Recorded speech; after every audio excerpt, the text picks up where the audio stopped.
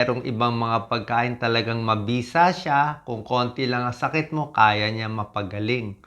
Okay? Actually, yung ibang pagkain nga, baka nga mas malakas pa at mas safe pa kaysa sa mga gamot na iniinom ninyo. Pero syempre, bilang internist at cardiologist, bibigyan ko kayo ng disclaimer, di ba? Kung meron kayong nararamdaman, mas safe pa rin talaga pumunta sa doktor. Kung magbibigay siya ng reseta, yun ang iinumin mo, yun talaga ang pinaka-safe. Pero, meron namang mga possibilities na gagaling ka sa sakit, ilalagay ko anong mga sakit pwede gumaling sa pamamagitan ng pagkain at lifestyle change lang. O ano to?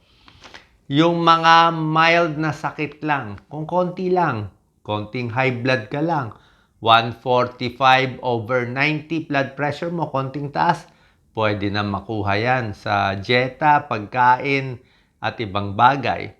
Kung konti lang taas ng blood sugar mo, o 115, mild lang yung diabetes mo, makukuha na ng pagkain yan. Cholesterol mo, medyo mataas lang, kaya na rin.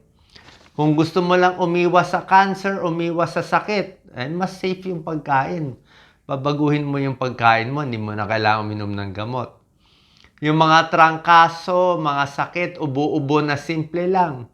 Pwede namang mga pagkain at home remedies lang. At merong advantage itong pagkain. Kasi ako, lagi ko to ginagawa. Kita mo, marami ako mga pagkain dito lagi. Ang advantage ng mga pagkain, karamihan dito, walang side effect. Ibig sabihin, walang side effect. Pwede mo kainin ng matagal. O hindi ka walang mangyayari sa'yo. Kasi yung mga gamot, karamihan dito, hindi rin pwede pang matagalan. May overdose din, may possible side effect. Okay? Yun lang ang disclaimer natin. So, tingnan natin. 12 na good foods na pwede mong gawing parang gamot sa mga tamang sitwasyon. Number 1, bawang. Diba? Malakas ang bawang. Bawang, meron siyang component na allicin. Itong allicin, nakakababa ng blood pressure, nakakababa ng cholesterol. Pero, ililinaw natin, may pero dito. Pero ang lakas ng bawang, medyo mahina. Kaya lang niya ibaba yung blood pressure mo ng 3 to 4 points. So, pag blood pressure mo 145/90, kumain ka ng bawang, ang recommended mga isang butil yung maliit lang, isang butil, 2 butil, siguro mga between isang butil hanggang 3 butil araw-araw, bababa blood pressure mo ng mga 3 to 4 points lang. So, pag 145/90, magiging mga 141/86. Bababa lang konti. Pero pwede na, nababa na niya konti. Ang cholesterol mo, mabababa din niya konti. Okay? Maganda rin sa puso ang bawang. Antibacterial din yung bawang. Yung iba nga sabi, may benefit pa yan sa tiyan. Pero dito sa bawang, hindi rin pwede na sunog. Pag nasunog na yung bawang, nawawala na tong benefit. Actually, mas malakas ang benefit kung hilaw ang bawang. Ang problema lang sa hilaw na bawang, pag sinobrahan mo to, sasakit ang tiyan mo. Actually, ito lang yung pagkain na medyo iingatan So, siguro lightly cook lang yung bawang. Okay? So, makakatulong konti. Kung mild na nga sakit, baka kaya na. Number 2, oatmeal. Okay? Pwedeng parang gamot ng oatmeal. Bakit? Ang oatmeal may soluble fiber, may complex carbohydrates, mga good carbohydrates yan, nakakababa ng cholesterol by 10 points. Okay? Actually, mga 10 to 20 points pala kasi 10% na bababa ng oatmeal. Tsaka yung timbang mo, bababa din sa oatmeal. So, yung mga nagda-diet, mataas cholesterol, try nyo oatmeal, isang buwan, check nyo yung cholesterol nyo. Number 3, hot water at water in general. Para saan yung hot water? Diba? Masakit ang tiyan. Hot water lang. Kaya na yan. Ako, hot water lang. Masakit ang tiyan, humihilab, na impatyo. Wala na ako iniinom ng mga kung ano-ano pang mga antacid, halo-halo. Pag naparami ka ng mga ibang mga gamot, baka ma-overdose ka pa May mga overdose yun. Yung mga magnesium, yung mga masosobrahan. Kasi may component yun So, pag masakit ang tiyan ko, hot water lang. Okay? O hot bag. Yung masakit ang nireregla, mga babae, masakit ng puson, hot water lang. May UTI, okay? Tubig. Pwedeng maligamgam na tubig. May infection sa ihi. Basta hindi marami masyado yung infection, yung mga mild UTI lang ng babae. Inuman mo lang 2 basong tubig, maihi mo lang yon, medyo gumagaling na UTI. Pag mild ang UTI. Pero kung medyo matindi yung UTI, kailangan mo na antibiotics. Iwas UTI, hot water, kidney stones. May bato sa bato. Okay? Kidney stones, kailangan mo to maraming tubig. 10 baso hanggang 12 basong tubig araw-araw, 3 to 4 liters para ma-prevent ang kidney stones. Minsan natatanggal din yung kidney stones. Check mo yung ihi mo, baka lumabas na yung mga bato-bato sa kakainom ng tubig. Yung gusto gumanda yung kutis para hindi ma-dehydrate, tubig din. Okay? Pampaganda ng balat kasi pag dehydrated, lulubog na yung mukha mo. Mataas ang lagnat. Pag nilalagnat, damihan mo ang tubig. Okay? Pag mataas ang fever mo, 39, inuman mo ng tubig. 2-3 litros ang araw. Pag naihi mo yan, bababa yung lagnat mo. Number 4, ginger. Okay? Pwede turmeric, pwede ginger, luya, salabat. Diba? Pwede ka gumawa ng salabat. Salabat para sa upset stomach, sa tiyan. Salabat din sa mga kirot-kirot. Nakakabawas din yung salabat. Sore throat, laryngitis, nawawalan ng boses, salabat din. Kasi ang salabat, meron siyang anti-inflammatory compounds. Tawag dito, gingerol and shogol. Sa hilo-hilo, salabat pwede rin. Number 5, favorite ko to, hindi ako nawawala nito, saging. Okay, saging talaga, ang talagang parang jack of all trades ko to eh. Para saan ang saging? Pag gigising ako madaling araw, ginutom ako, saging konti. Siyempre, nagda-diet tayo. Pag naginutom, imbis na kumain ng kung ano, saging lang, siguro mga 3 subo. GERD, pag nangangasimang sikmura sa gabi o kahit sa tanghali, di ba? O pwede mong kainan ng saging at maligamgam na tubig. Yung mga mababa potassium, nangihina, napapawisan, saging. 2 saging araw-araw. Saging, maganda sa puso para regular ang tibok sa puso. Saging, maganda siya sa blood pressure. Hindi siya talaga nakakababa. Pwede at least mag-stable yung blood pressure mo o bababa konti. Pero, ang kalaban ng saging, yung alat eh. Pag kumain ka ng maraming asin, maalat, blood pressure mo tataas. Sodium eh. Pero pag kumain ka ng maraming potassium, galing sa saging, mas bababa ang blood pressure. Or at least mag-stable siya. So, bananas, good for blood pressure, good for the heart, good for GERD, for energy, pampalakas. Diba yung mga tennis players, saging kinakain. Gusto mag-dieta, ang ginagawa ng Japanese banana diet, saging din. Nagtatae, di ba? Saging din, di ba? Brat diet for diarrhea. Banana, rice, apple, toast. Number 6, ito naman, combination to. Cancer prevention. Yung pang-iwas ng cancer, ito yung 3 superfoods.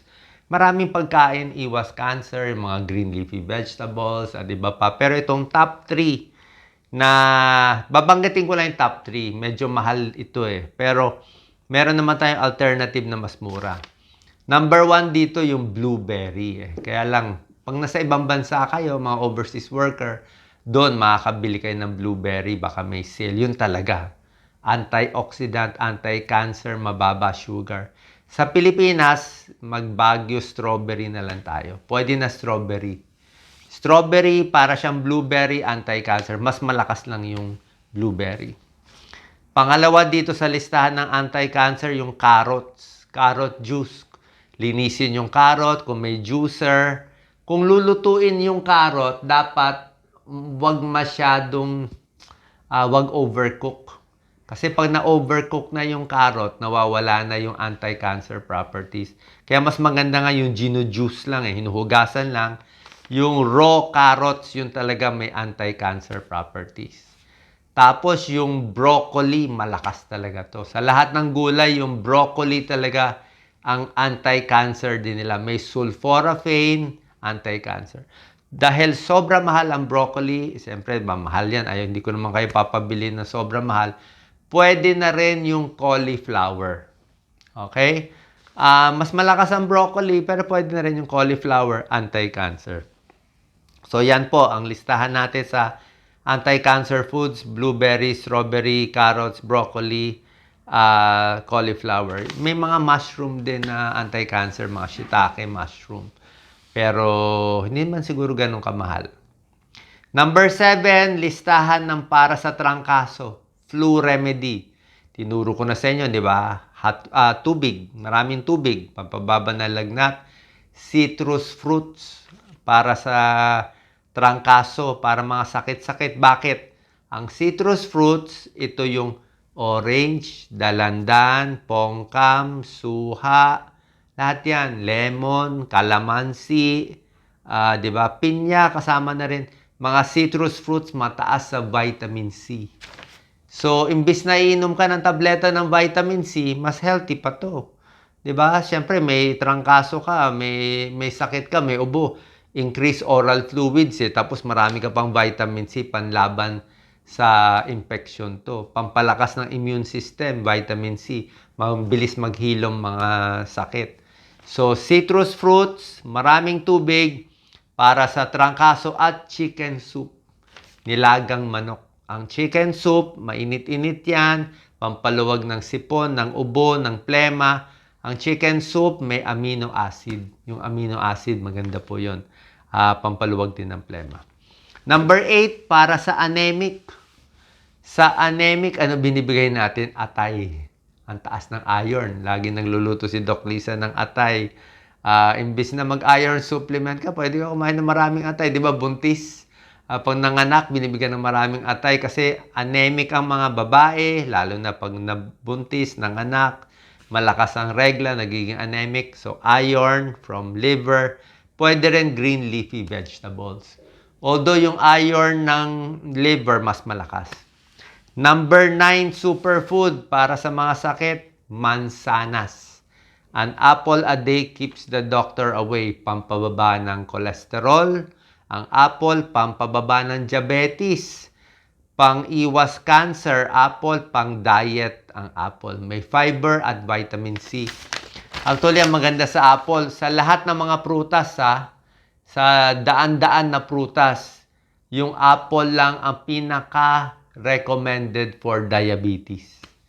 Yung mga ibang prutas, medyo hinay-hinay sa diabetes. Yung mga mangga, konti lang sa diabetes. Grapes, konti lang. Pakwan, konti lang sa diabetes.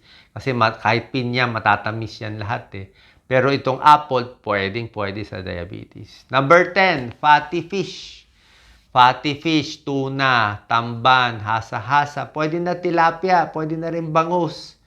Yung imported na maganda, salmon. Yun talaga mataas sa omega-3 fatty acids. Pero lahat ng mga local natin, pwede na. Fatty fish, 3 times a week. Omega-3 fatty acids. Para saan yung omega-3? Parang fish oil yan Ito yung fish oil supplement. Pampaluwag ng ugat sa puso. So, maganda sa high blood, mga baba. Maganda sa cholesterol. Maganda sa sakit sa puso, ang isda. Pampababa ng palpitasyon pag may maraming omega-3. Dahil maganda to sa ugat din sa ulo, maganda, bawas Alzheimer's, bawas dementia. Number 11, green tea. Green tea, anti-cancer to. Maraming antioxidant. Another tea na favorite ko, chamomile tea. Yan. Ako, dagi ako maraming chamomile Chamomile tea, pampatulog, pamparelax, para sa nervyos, panic, depression, chamomile tea. Amuyin mo lang. Masakit ang tiyan, chamomile tea. And number 12, lastly, green leafy vegetables. Okay, lahat ng green leafy vegetables, maganda yan. Kangkong, malunggay, mga talbos, spinach, repolyo, syempre, ampalaya and okra, di ba? Magandang gulay din yan.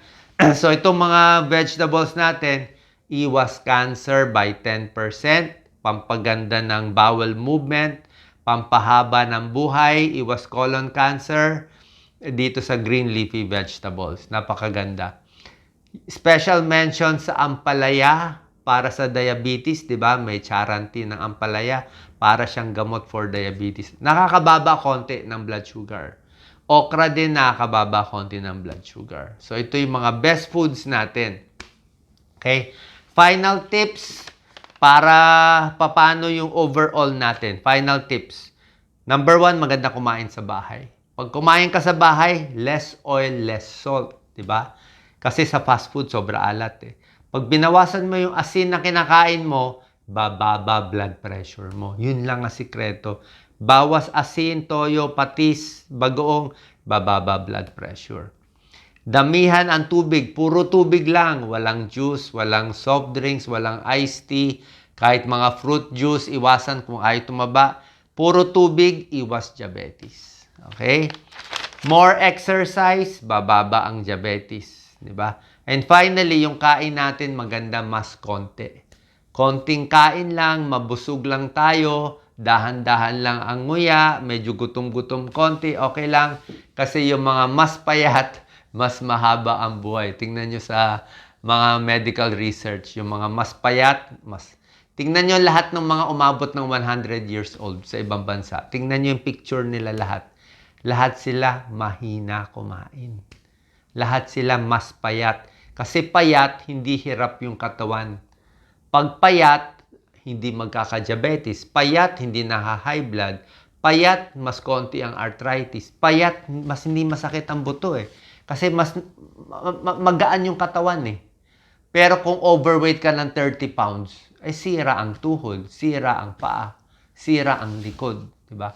Kaya bihirang-bihira, nakakita ka naman ng overweight, umabot ng 100 years old, bihirang-bihira. Yung maabot ng 100 years old, usually mga payat. So, pag mas payat, mas okay. Paano papayat? Mas babawasan ang kakainin. Salamat po. Share po natin itong video. God bless.